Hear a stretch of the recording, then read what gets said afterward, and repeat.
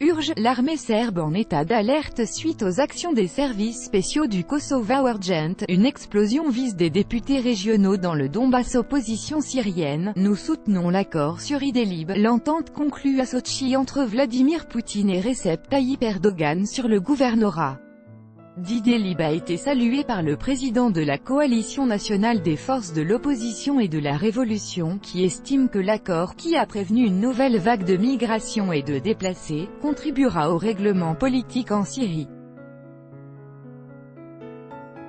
Commentant l'accord conclu par Moscou et Ankara au sujet du gouvernorat syrien d'Idlib, le président de la Coalition nationale des forces de l'opposition et de la révolution, Fouad Eliko, a précisé dans un commentaire à Sputnik qu'il s'agissait d'un pas en avant vers le règlement du conflit syrien.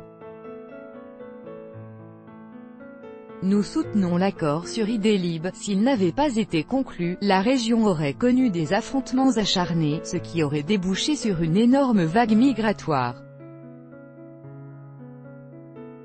Il est extrêmement important que l'accord ait permis à la population locale de ne pas quitter la région, a-t-il déclaré.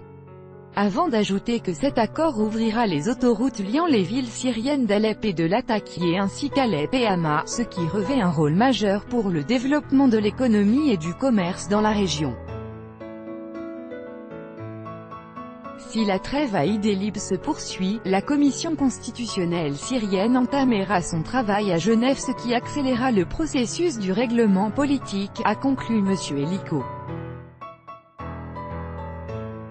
Pour rappel, Vladimir Poutine et Recep Tayyip Erdogan se sont entendus à Sotchi afin de mettre en place une zone démilitarisée large de 15 à 20 km le long de la ligne de contact entre les forces gouvernementales et les groupes d'opposition armés dans le gouvernorat d'Idlib d'ici le 15 octobre prochain. Les ministres de la Défense russes et turcs ont signé de leur côté un mémorandum sur la stabilisation de la situation dans la zone de désescalade d'Idlib. L'un des points de ce mémorandum prévoit la réouverture des routes Alep-Latakia et Alep-Idlib avant la fin de l'année en cours. Le gouvernorat d'Idlib se trouve entre les mains des terroristes du Front Al-Nosra * depuis 2015. Les membres de groupes radicaux qui avaient refusé de se rendre aux forces gouvernementales syriennes lors des opérations antiterroristes à Alep, à Homs et dans la Ghouta orientale ont été évacués par des couloirs humanitaires au terme des accords sur la réconciliation. Des terroristes du Front Al-Nosra * et de Daesh * qui avaient également été transférés depuis le sud et le sud-ouest de la Syrie, dont le territoire a été complètement libéré des terroristes le long de la frontière israélienne et jordanienne. Organisation terroriste interdite en Russie.